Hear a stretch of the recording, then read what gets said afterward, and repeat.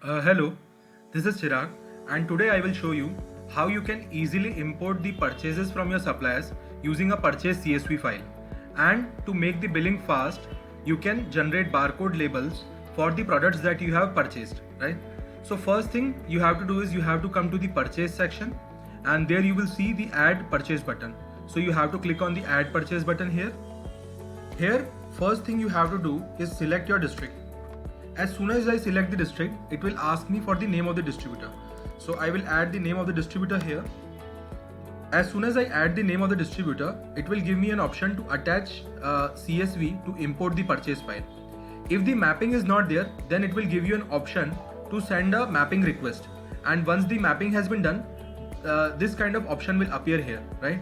So once the mapping is done, you can just click on this attach to import CSV button and then select the file that you need to import. So wherever you have placed the file on your desktop, you just select that file and click on open. So as you will see, the software, what it has done, it has taken the names of the products from the CSV file. So on the left hand side, you see the product name from the CSV file, and against each item, it will show you the product mapping from our database, right? If suppose almost all the items will be mapped by the software itself, because we have a very extensive product library, right?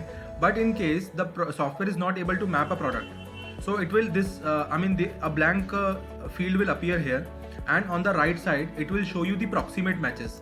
The products which are very closely matching with the product name, it will show you as recommendations on the right hand side. If suppose the product name is also not there in part of these recommendations, you will also see this create new medicine button. So you can just click on here and then add a new product to the database. So that is how you can you can create a new product in the database. So once all the mapping has been done and it has been verified, you can just click on this continue button. So as soon as I click on this continue button, you will see that the software will import all the information from the CSV file, including the batch number, the HSN code, the expiry date, MRP, rate, and any kind of discount that they have given, the GST rate, everything will be imported from that file. All you have to do is make sure that the total amount that the software is calculating is matching the invoice amount from your purchase bill. Once it has matched, then you can go ahead and save this purchase. So to save the purchase, all you have to do is just enter the purchase invoice number here and then enter the invoice date here. One more thing that I would like to mention is that, for example, as you can see, the sale rate is actually equal to the MRP by default, right? So that means you are not going to offer any kind of discount to your customer. But if your business is such that it provides any kind of fixed discount to the customer, then you can just go to this column settings, and there you will see the option of setting the sale rate for sale, right? So the first option is discount with respect to MRP, and the second is markup with respect to purchase rate. So for example, I have to give a 10% discount with respect to MRP. So I will enter 10 here and then click on confirm. Now you see the software has calculated the sale rate as a 10% discount to the MRP. So once the sale rate has been set, I'll just click on save to save the purchase. Now as soon as the purchase is saved, the software will bring you to this screen where you can give some additional information for the products that you have just purchased, right? So here you can see that there are some product pictures that you can import, and also you can assign a category to the products. You can also provide a location. So for example, if you are maintaining if you are storing the products in a rack system, so then you can just mention the rack code here, and on the right hand side you can either mention the sale discount and a online store discount. So you can define the discount in two different ways.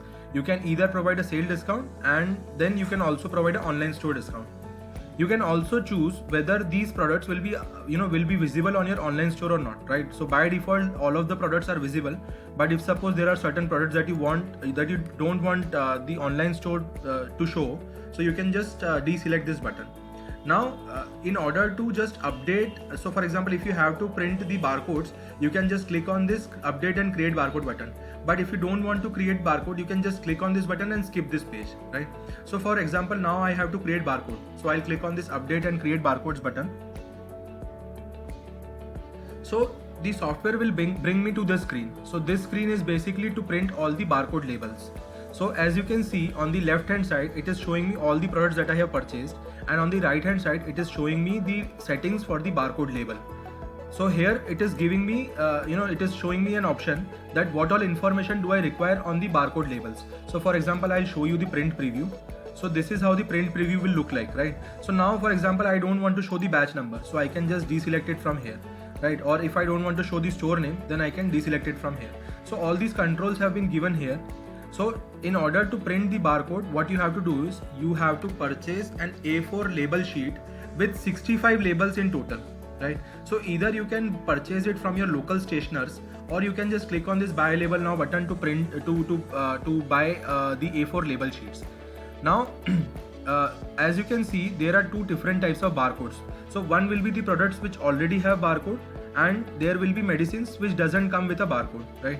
So for example, if the product is coming up with a barcode, then you just have to click on this button, click to scan.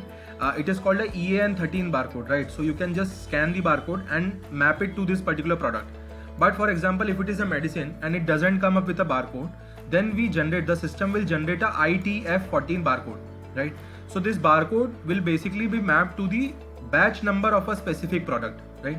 So now if suppose this product comes with a barcode, right, already printed on the product, you can just choose to not print barcode labels for this, right, and then click on print preview. So it will only print the barcode labels for which the barcode is not presently there on the product, right? And after I print this barcode, I just have to basically take out that label and stick it to the product, right? And once the product has been skipped, all I can do is take this barcode and go to the sales screen, right? On the sales screen, as soon as I click on add sale, I will see this option called scan barcode and QR. I can just click on this and this scanning mode will open up. So I can keep on, if I have a barcode gun, or maybe if I have the LocalWell mobile app, I can just keep on putting the barcode here, and the software will add the product automatically. So as you can see that the product has been mapped, right? So all I have to do is just click on save, and this sale invoice will be created. So this is how easily you can quickly create sales invoices by using the barcode scanning feature.